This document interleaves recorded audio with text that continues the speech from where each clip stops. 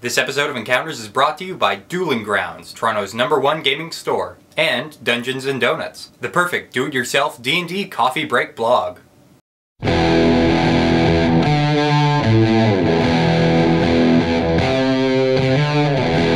What's up everyone? I'm Kyle Chenier. So we're kicking off the new season of D&D Encounters, the Lost Crown of Neverwinter. So this new season of Encounters is tied to the previous D&D game day, Gates of Neverdeath. You can read about it on my blog. So some of the characters from that adventure are coming into this one, looking for their memories. Starting off this season, our players were Margaret, playing her dwarf wizard, Will and his human warlord, Jackson and his dragonborn cavalier, Dirk and his dragonborn warden, and Randy with his Eladrin warlock. Good party this time around. So the heroes are tooling around an area of protected Neverwinter. This is a city that's seen all kinds of conflict. It's been ruined, destroyed, and is now being rebuilt. You don't have to worry about putting the minis down, it's just this sort of area. Protector's Enclave is guarded by the guards of Lord Neverwinter, the guy that's in charge of Neverwinter. So you're pretty much in like a sequestered, safe area. There are market carts around, there are people selling their wares, a whole bunch of other buildings. It's a nice day. You can pretty much have the run of the place, you can sort of do whatever you want. Is there anything that you guys want to do? There is a food cart. Let's check out the food stand. I'm trying to make enough money just to get by and I'll move on. I'm looking not to stay too long and everything. Can I start doing like magic tricks in the square to see if I can get some coins and what is it? Go right ahead. Yeah, you make a cloud of doves appear. And small children and like a number of the town's guards go, oh! Know each other. But the rest of you, if you're near one of those carts and everything, you recognize a guy that you've sort of, gotten to know. His name is Jarvie. Jarvie is a halfling. He's doing everything he can, to give up the pie business to, become a great bard. It's not happening. We've been trying to figure out what happened to us for 7 days. We know who's Saldra, right?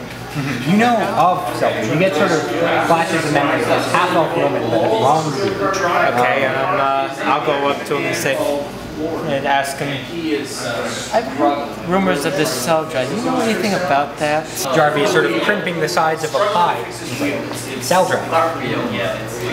You know, that name does ring a bell. Who was it? Lord Neverwinter. Guy in charge of everything, Thing about Lord Neverwinter, I think she might be an advisor of his. I don't know, I've heard he's got so many circles and everything's going around and people informing to him. He's been trying so hard to prove his lineage to the Alexander bloodline, the old king of Neverwinter. Sounds like he has delusions of grandeur. Some people would say that. Is it possible to have an audience with him? It's not something I could set up. I make pies. I sing songs. Well, no, but who would see that? Maybe would you know anyone you need to see to maybe set up an audience? That's something. I know a guy who knows a woman who is actually General Sabine, who is the leader of his army. General Sabine, huge, hulking brute of a woman. Now, I can't get you in touch with her because she scares the pants off me. But if anyone wants to set up an audience with her, that'd be the person to talk to. A bunch of people gathering around one of these shops. 3 signs into the side of this inn, and people are gasping and whispering and sort of moving about. You check them out, and they immediately fill you with unease because the 3 of them have your pictures on. All of us? One of you. what does it say? Is it a flattering? Do I look fat in the picture? Apparently, as it lists your picture and everything, you are wanted for the murder of a family. Under yours, wanted for grand theft. Will, your character apparently had robbed a large bank. Do I remember where I kept the money? No.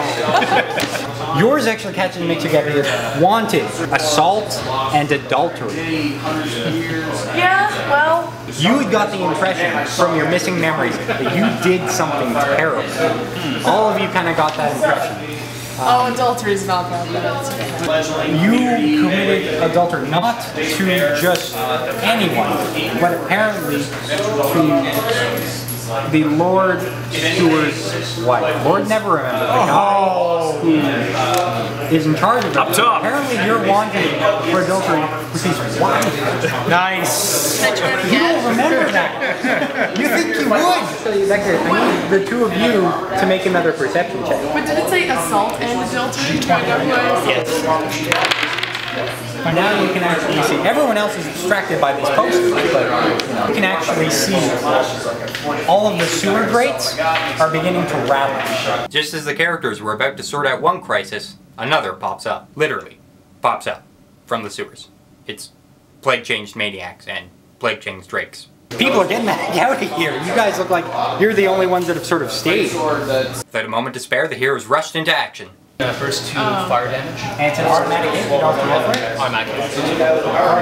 You call upon Eldritch Infernal Forces. Then I'll go for this one. Okay. I'm gonna do Thorn Strike. Now is that, you have okay, and number 7? 13 versus recall. Okay. You have missed all 3 of them. Burning Hand has a miss effect. I guess because of ground, yeah. 4 damage for each. These guys are blaze with your burning hands and everything. And you see them basically catch on fire and they just start flailing about.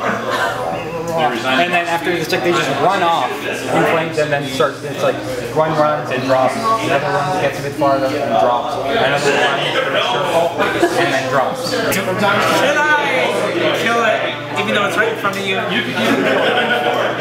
Okay, so 1, 2, 3, 4 concealment. Let's shadow form. I'm gonna re-roll that and throw this Cinematography in, like that. That is 16 for fortitude. 16 points, that's a hit. Ooh, maximum 14 points of cold damage. You see its skin, kind of like the scale and everything, begins to sort of bubble and inflate a bit. It sort of gets thinner and everything, like something beneath it is sort of filling the sides. And it explodes in just a cloud of wetness, and as soon as that hits you, it burns. To explode, you each take 10 acid damage. Oh! So you get your healing surge value +3. Everything's counted. Reaction time. You can. It's delicious. Okay, can you just like plant your ass down on the crate and see if that blocks the impending hordes? Maybe if I eat this pie. You're going to take 16 damage. What are you doing? You see the sun in your eyes and everything, and then you see this terrible face, this looming drake face and everything. It's moving over you. And it's just going to bring its jaws down onto your face. And just as death was closing in on Dirk's character, It moves to bite you. And then suddenly you feel something on your face drip down. At first you think, oh, it's drooling on me. No, it's blood. As you look up, it has a sword through its head. All of you see this and everything, but you see someone rush out and literally leap over this cart and land adjacent to it, bringing its sword. This enormous, over 6 feet tall, clad, armored figure jumps out. This mysterious armor-clad figure uses an action point and kicks 4 bodies. 1, 2, out to there. So you look up to see, you look up to see this art, and literally just shining in silver, and you look up, and all of you turn to see on the helm of this is a crown. You can hear he looks over and he raps, "For Neverwinter." Want some pie? It's like he turns over. Absolutely. to this knight in shining armor pops out of nowhere, wearing the crown of Neverwinter. You can see people are coming out of hiding. The first one coming out is you see Jarvie come out of his stand and everything. He's got like a pie in each hand. He looks over and he sees that armor-clad figure and he drops both pies. No, those were for him. But he looks over and he's like pushing people over. It's him! It's the heir of Neverwinter! And people are now crowded around, they're all clapping. But then you see that armor-clad figure turn to all of you. He's still got this enormous sword out. It moves. Ready. And all of you can hear this. You hear a terrible sound from the sky. It sounds like flapping, like an enormous flapping wings. And you see this enormous dark shape slowly come out of the sky. Just when things couldn't get any worse, a dragon. Who is this mysterious savior? And will our heroes live to see another day now that they're facing down a dragon? We'll find out next week on D&D Encounters.